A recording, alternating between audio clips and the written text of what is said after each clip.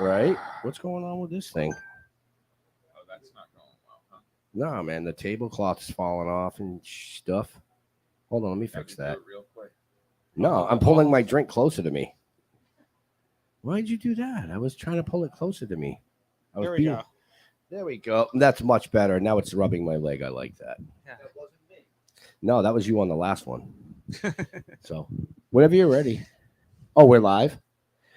He has a I tendency. love You when he notice does how he that, does that? He dude. has a tendency of going. I go whenever you're ready. He's like, "Oh, dude, I pushed you live like 5 minutes ago." Yeah. So everybody So- at home is like, "Oh, What- there's What a- are we Like, watching? what's going on? yeah, what happened? Who's What are- that?" But what are they anyways, talking no, about? here we are. At Tidewater Horror Con or Horror Convention. I messed that up, huh? Yeah. Listen, That's take how I feel too. take Take two. two. Welcome to Tidewater Horror Con here in Virginia Virginia Beach. Beach. I almost forgot where we were in Virginia. And we're joined by another amazing guest, as usual. I mean, we always have amazing. They're all guests. amazing here. Yeah, but you are truly an amazing guest. No, Poltergeist not at 1, all. Poltergeist 2, Airplane 2. You're a writer, director, Producer. Sometimes. You, Yeah. you do a lot. That's I pretty try. amazing stuff. I think in the film industry, you kind of fall in love with the whole process, and you just want to be involved with the whole storytelling effort, and you want to tell certain stories, and you want to be have it done a certain way, and I guess you want that creative control. Right. So then you become a filmmaker, and you're like, hey, this is really fun, and I think all artists feel that way eventually, some point in their career. Point. I would have to agree with that. You started early, though. Very early. I was 8 years old, and my family. I moved from New York City. I guess my entire family had to move too. I'm going on my own, mom, at 8 years old. It's time for me to hit the road. I'm breaking away from the family. I've got to do my own thing, mom. At 8. No, but we moved here, and I saw kids like on TV, and at the time I said, I can do what they're doing. And my mom really didn't take it seriously, because one day I wanted to be a fireman, next day I wanted to be a police officer, and now I want to act. And finally I persuaded them, and they put me in a little commercial workshop class. And there was a casting person who actually ran the class that I took, named Sheila Manning, and she was like the premier casting person of the day in LA. And my parents thought, Oliver will take the class, that'll be the end of it, and we'll move on. But then she said, Oliver's pretty good. I'll introduce him to some agents that can submit him for roles, and he can go. And my mom was like, my mom was really hesitant. I had a really protective mom, which was really good How for me. much am I going to have to pay for this? Yeah, exactly. But she took, and I met with the agent, and it made my mom feel really comfortable too. And I started going on auditions, and I did one commercial. And believe it or not, the commercial was a fertilizer commercial. So literally selling shit, But my dad in the commercial, I started off selling shit. yeah, doesn't everyone start? Yeah, it's a good beginning. You have to start somewhere. Was it good shit? Yeah, as far as I know. It was Turf Builder, actually. And strangely enough, the guy who played my dad in the commercial wrote Stand By Me in the movie Starman. Wow. Yeah. At that time, and even now, everyone, it's hard to be an artist, and you have to pay the bills, especially as a writer. Yeah. So Right. he did commercials, and he turned out, and this was years later, he wrote these great movies. Wow. That's impressive. You just never know. You never know. And, they say you should naturally be a good, nice person. Right. But especially, and even if you're not, you should fake it, because everyone, some of the people you're working with, you never know what the person who's your assistant or is a production assistant Right. is one day will be directing movies or producing movies or doing whatever. The next yeah, okay. That just my brain just went Yeah. I have that feeling every day. literally. I literally had it was all in my head. I was ready to say it gone. It's okay. Squirrel. We'll take a moment. It'll come back. We'll take a moment of silence for your It's brain. little mannequin clown. That's perfect. Right. Yeah, that's we need more clowns in the world. That's for sure. I mean, we had you on the live show, our live interview show, where we asked a lot of the questions that everybody wanted to know, and some that they probably didn't want to know, Yeah, but that's okay, because it's not about them; it's about you. I'm very forthcoming about things. But being in one of the biggest Oh yeah. cult classic horror films, I mean, it's It's projected you into other realms. But if you did not have that opportunity in life, what do you think Oliver would have done? Because you said one day I want to be the fireman, and then I want to be a policeman, and it's really funny you say that, because I did other jobs after even going to film school, because as an artist it's really hard to pay the bills, and and I don't think there's any shame in that, because absolutely not. A lot of people are like, you have to study your art, what, you can do nothing else, but you've got to pay your rent. So I did some crazy things. I was a stockbroker, believe it or not. Wow. Were you good? No, not really. Sometimes. Never mind. I was about to ask you where to put my money. No, in your wallet. It was really stressful. And and I appreciate it. I think it's great. That's got to be a stressful job. It really is. You're dealing with other people's livelihood. Most definitely. And you didn't jump out a window, so apparently you were okay. I know. I had some moments that I felt like, oh God, I feel so bad. But some things are beyond your control, and I think it's really great to have jobs like that, because those are the things that make up your life experience too. And It made me appreciate, all the world of securities and stockbrokers and everything that's involved with that. And it's a tough world, And it didn't work for me because the stress was so intense, and it didn't really tap into my what I wanted to do creatively as a filmmaker. Right. And I'm glad I did it, because you really need life experiences to make movies and come up with ideas, because you just can't. Otherwise, you're just pretty much rehashing other ideas you've already seen. Very, very well spoken. Absolutely. I mean, I feel the same way. I feel everybody has a creative side, and tapping into it sometimes could be a little harder for some people, but once they do, it's the doors open and it just floods. Yeah. And you want to share. No creative side here. No, that's not true. It's inside you. You have to feel it. You should hear me play the radio. I'm so good at it. No, well, that's a talent. I'm gonna be honest right now though. But one of your creative sides, I know we're getting off subject here, is your research on guests. Like, you literally find things that nobody else finds. And Jeff's very good at his research, and Leo's amazing at his research. But you surpass that, so that's a passion. It's fun sleeping in your closet every now and again. Yeah. You have to wake up. Every find out little details about. I try. Sometimes it's more difficult. Sometimes people aren't as forthcoming in their interviews and stuff. So, because that's what I do. I hash through old interviews and stuff like that to find out what you enjoy talking about. I think you should pick everything they don't enjoy talking about. Really. I've done that a few times on accident. It doesn't turn out well. Everyone should talk about everything, just get it out there. Use these interviews as therapy. That's my feeling. How were you originally tapped for Poltergeist? I was doing commercials at the time, and believe it or not, there was an open call. An open call is where anyone can try out. Like, they put a casting notice out, and if you feel it, you feel the need for speed, to go out there and audition, you can do it. And I guess they had been looking for the character of Robbie for Poltergeist for a long time. And they're coming down to the wire, and they had to start shooting. And now they're in California, and there are like hundreds of people outside, like MGM. And I went on, and I almost didn't go.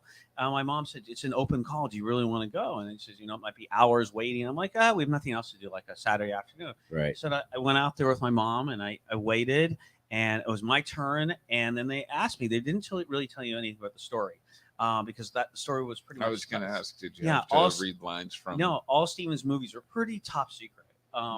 And because the people in the film industry are not so kind, and sometimes they steal ideas. Really? Yeah, sometimes. No. Sometimes. So they asked me. They said, they're trying to look for the character, someone who was like really the person. So they said, Oliver, what are you afraid of? And I said, I'm afraid of trees. I'm afraid of clown dolls, and these are all the kind of things that Robbie was indeed afraid of.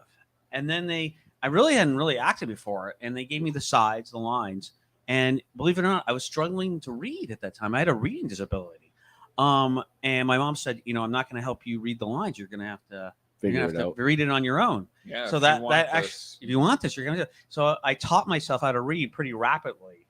It was funny. It was just like, I guess it was just block. I needed the right motivating force. Well, yeah, it was tough love. That's the perfect motivation, I guess. I like doing this. Please. It was really weird. So I read the lines and I went in for the audition and everything was great. And then I couldn't scream. I tried to scream and nothing would come out. And believe it or not, there's people in LA that specialize in teaching you how to scream for movies. They have. Well, that they does actually, not surprise me. you It's know, LA. They actually had it in LA. So I went to this person who said, this is how you do it. This is how you emote. This is what you want to feel. And it was a great little mini acting class I took. So then I went back in. I screamed for Toby Hooper, the director, and Steven. And they're like, you got it, after that. So that was just. That's got to be a weird thing.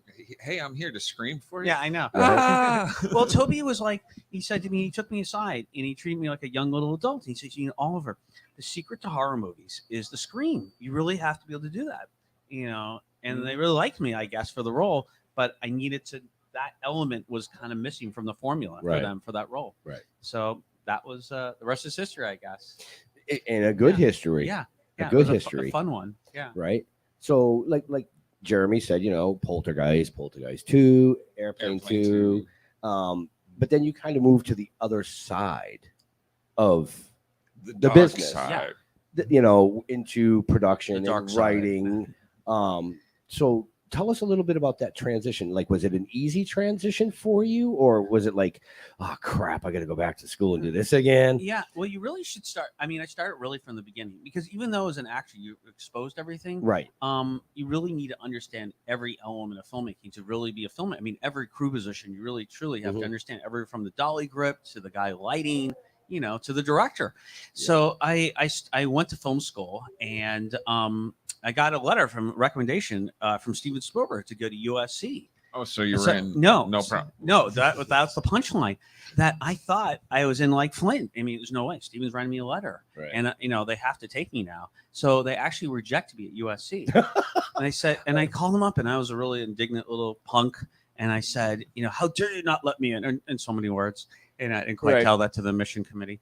And and they said to me, Oliver, they said in so many words, we will not be told what to do, even by Mr. Spielberg.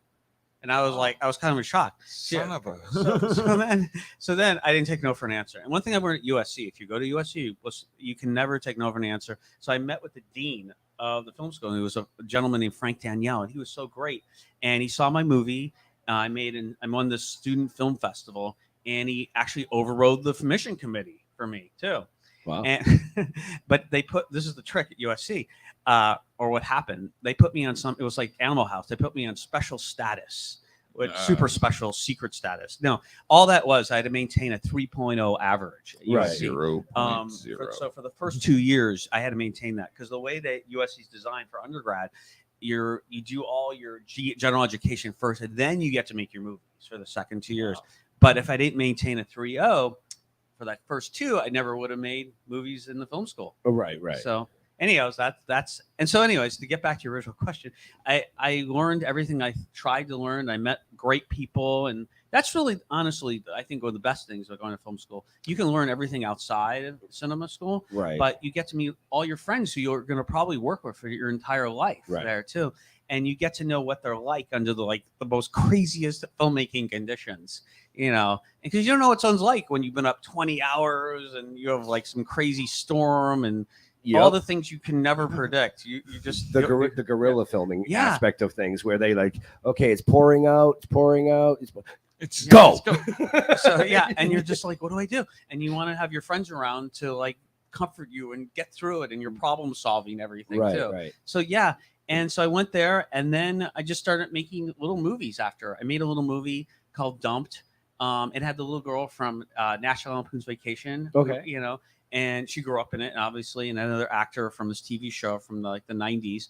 And we did it, and it was great. And I was so excited because it was in all the Hollywood video stores. Oh, nice. Yeah, and that was at that time. I know it seems like ancient history, actually. Video stores? Video stores. What are those? He's like, what, Mommy, what's a video store?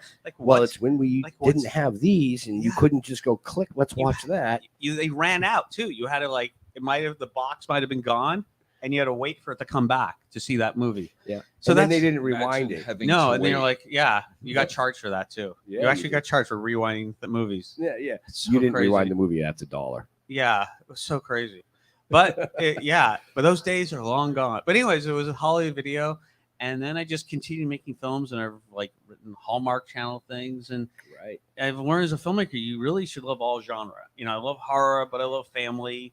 And if you understand all genres of film, you can kind of infuse those things into all genres. Like horror, like Poltergeist, in many ways, is truly it's still a family. family film. Yeah, it truly is. I mean, I've watched it with my kids. Like, Oh, I thought you meant it was a family film Yeah. because it was based on a family. no, well, there actually, believe it or not, there was an area in It's California where that Poltergeist thing kind of happened. it's like the way to introduce your kids into horror. I have kids that are like very deep into horror now, and they love all that stuff. So one of the movies I had to sit down with for them first was Poltergeist. Yeah. And for me, I'm sitting there. This was a scary movie.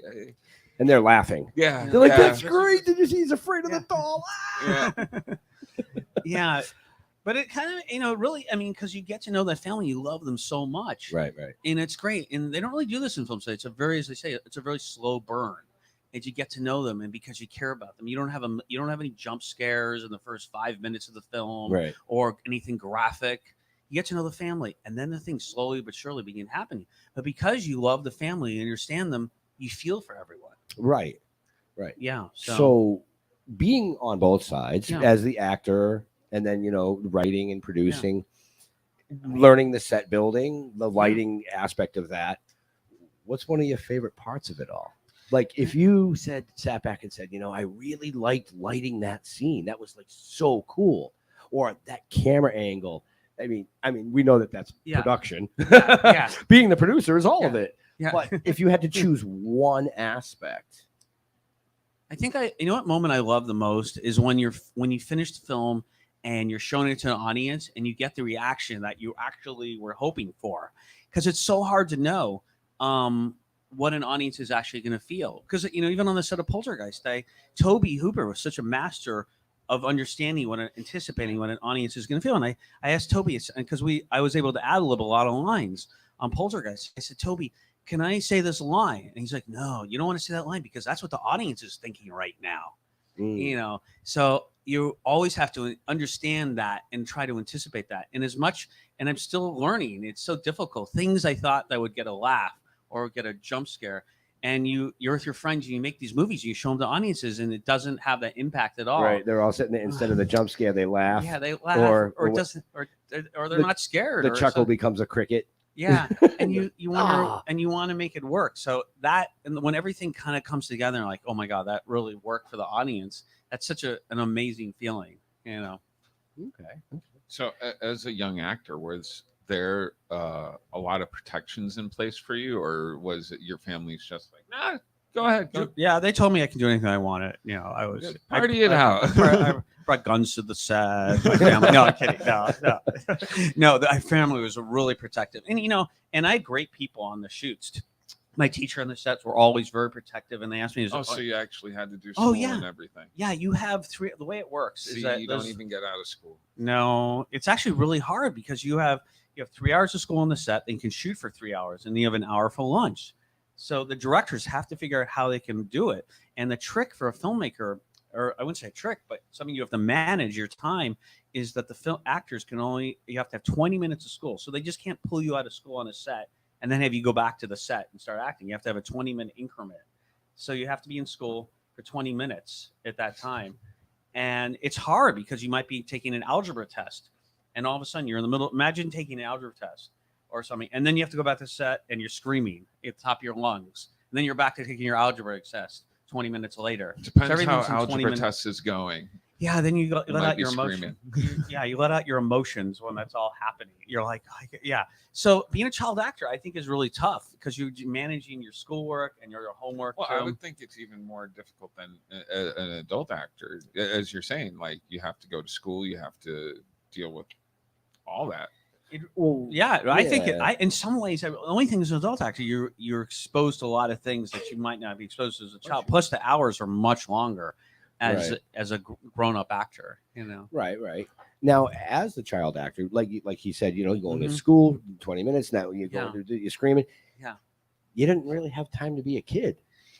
Actually, you do on the movie set. You really do. Because I had a bicycle and I used to play, and you could run around, and I used to race Mr. Spielberg on his bicycle to the commissary. on the studio that's lot. cool. So we could be kids. And I used to drive around the studio and go on the open old soundstage doors and drive around the old sets that were there. So I had a whole childhood by myself Well, that, yeah. on the in the studio system. I mean, it was I had so much fun too. Very cool. Yeah. What was the first movie time that you decided I'm going to write this? How old were you? And like, I think I was like 8 or 9 years old, and it was this movie called Journey Beyond. Oh. It was, yeah. Remember, this is an 8-year-old filmmaker, and the concept was, this is my pitch: these astronauts from present day go to this planet, and they discover these materials that are so futuristic alien craft. They peel back the lettering, the writing, the dust, and it's revealed to be from the future. It's as NASA, but this craft is from our future. Planet of the Apes. Kind of Planet of the Apes, but remember, this is an 8-year-old. This is my big high concept idea. So I shot claymation, and I did the little sets with the little thing. I was really into claymation, so I made little. That's some timely work, especially for an 8-year-old. Like, wow. I was an only child, so I didn't have any brothers or sisters, and my parents had a lot of free time. My so toys were my friends. They were all my buddies. I played with all of them. A lot of imaginary friends. I had. Well, yeah. Like, no, yeah, but that was later in life. Kind of. Yeah, that was last week. I have my imaginary friends I like to hang out with. No. So, do we have any questions out here? Because everybody looks like they're having a good time. You got a question? Oh, go ahead. Oh, coming up. Come here. We like to do something different here. Yeah, come on down. This is The Price is Right. Or wrong.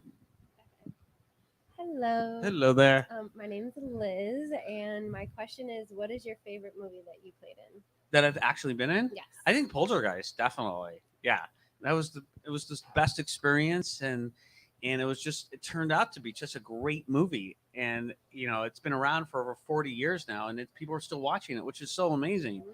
So I think it just has so many elements that are really timeless, and even if the effects get dated over time, it's the element of that whole, like I was talking about before, that whole element of the family and those interrelationships, that's never going to grow old. So in 50 years from now, when you watch the movie, you'll make fun of the fact, oh my God, look at that. They have holographic entertainment in the future, but those performances are so real, and they'll make you feel no matter what.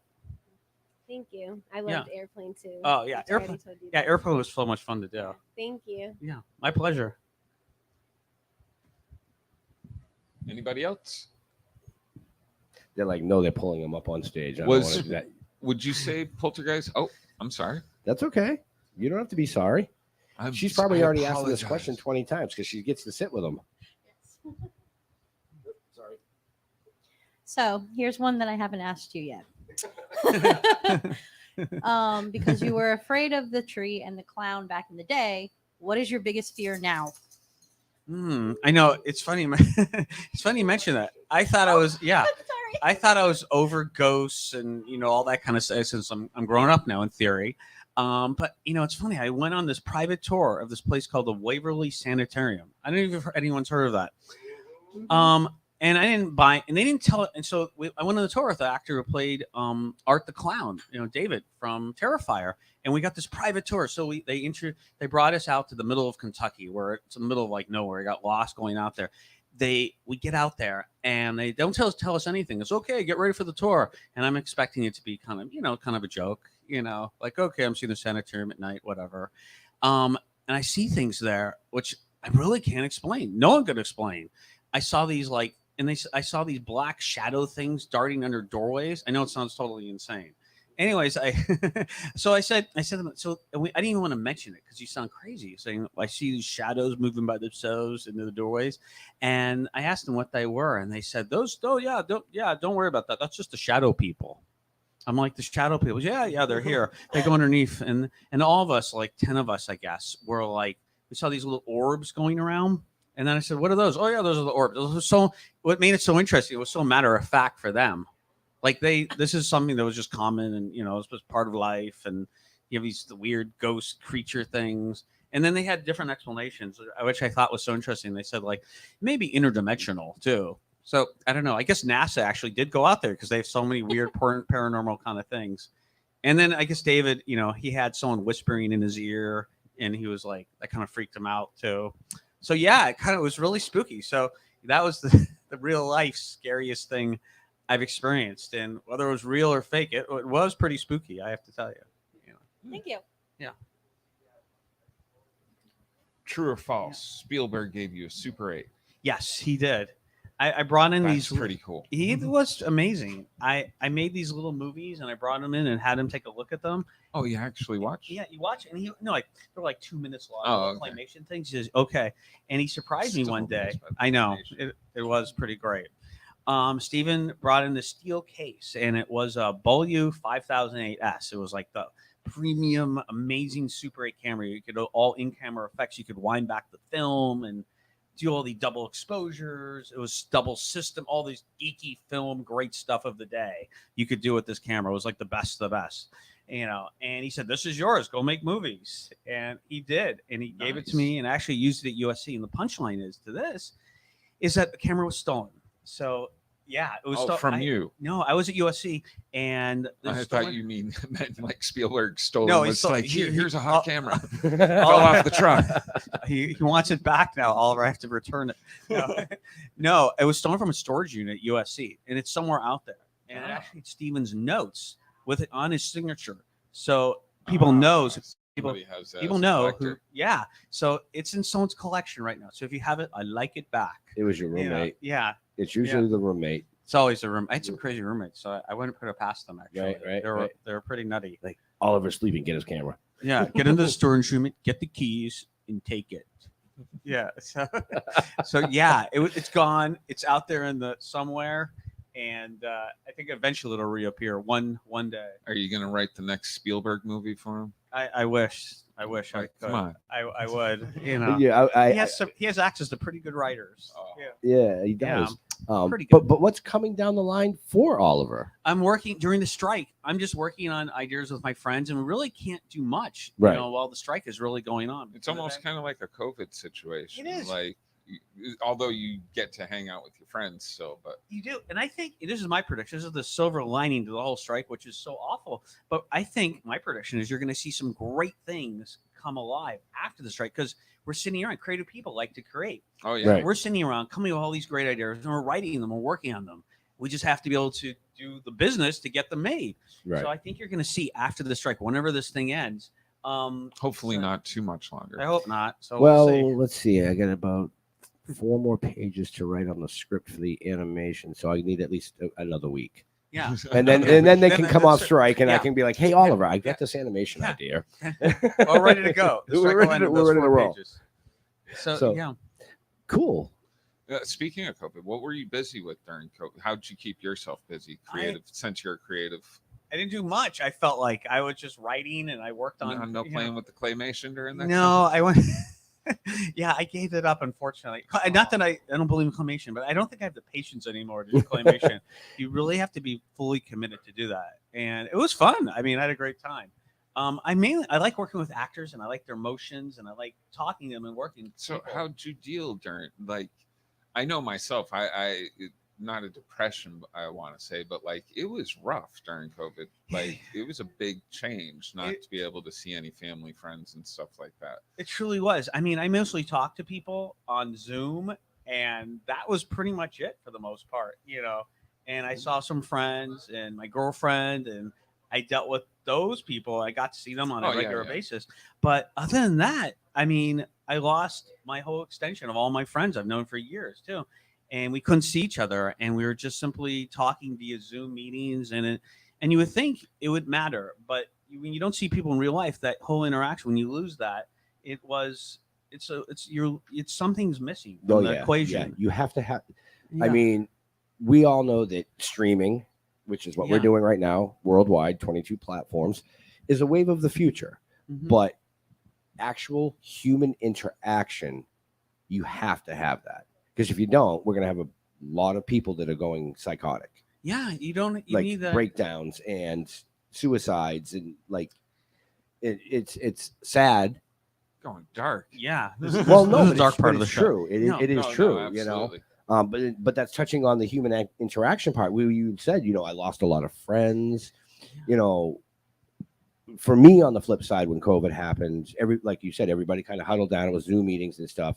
We were fortunate enough to be affiliated with an independent studio that said, "Hey, let's film your movie." See, that is so great. And that's what we did. We were on the road every 2 weeks filming. Oh, that would have been. I would have loved that. I was like trapped in my house, talking via Zoom, and Well, right. I felt like Walter White. You remember that scene in Breaking Bad when he's hiding out at the end of the series, and he says, the guy comes to give him his supplies, Yeah. and he says, "Oh, just stay with me, just play checkers with me. I'll give you $10,000 for 1 hour." Right. That I felt like Walter White, like hiding out of my house. Just hang out with me. I'll give you $5,000. Here's 25,000. Just be my friend for 5 minutes, please. Yeah, we all that. And I think that was so telling of COVID. What Walter White was feeling. Right. Yeah. So we only have a few minutes left with Oliver. We have to send him back to his table because let's be realistic. He's here to entertain you, not entertain us. I had a question and I lost it. Where the hell did it go? We'll defer to the audience. Well, which was the more difficult film for you, Poltergeist 2 or Poltergeist 1? I think Poltergeist 2. I mean, because I was a young teenage punk getting to that age, and I was really Interesting. Now, did they come directly to you and were like, "Hey, we're doing 2. Come on." Well, we started off on a bad note on that movie, even from the beginning. Oh, really? Because they wanted me to be covered with bees. And I felt really deceived by the studio at the time. They actually told me, and believe it or not, they said they have such a thing as trained bees. And as far as I know to this day, there's no such thing as a trained bee. No, but according to the studio at the time, they actually could train bees. So they said, what we're going to do in the scene, Oliver, we're going to cover you with bees. And meanwhile, I was allergic to bees, by the way, too. Oh, and, yeah. No. And they said, on a command, I give the command and the bees will jump off you. And that they told them, and I said, I don't believe it. I'm 14, 15 years old at this point. Yeah. And I don't believe it. I won't be in the movie then. Get someone else. I was really punk kid. And said, no, take our word for it. And they said, just come in the studio. We want you to meet with the bee trainer. I said, okay. So I go to the studio. I meet with this guy, and he physically has all these bees. And now I'm like terrified because he has a box of bees in this office. It's like a scene of a movie. And he says, okay, I'm going to show you, Oliver. This is how we have our trained bees. I'm going to take a bee out. I'm going to give it a command. And he takes the bee out and he gives it a command. Doesn't do anything. I'm like, okay, I'm done. Yeah. So that's how, believe it or not, and a negative, it's really turned into a real positive thing. That's how the braces scene was born. So the filmmakers, and as a filmmaker, I totally understand this. It forces you to be more creative. I mean, we can't do the big bee scene now, and it really made more sense because it was about adolescence and everyone can identify with braces. Not everyone can identify with bees. And it was more of Robbie's character. So that actually turned to negative situation, really turned into a great thing for the movie, I think. So before we let you go back, we do have one more question from this young man right here, is what I'm being told. Oh, great. So come on down. Come on up here. Come on down. Love the clown. Yeah. Oh, it's so great.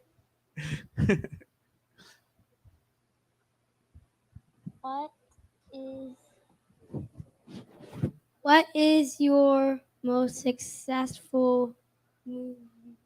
As an actor, I would definitely say it was Poltergeist. Because like I'm here because of Poltergeist. So I've definitely equate that to being the most successful too.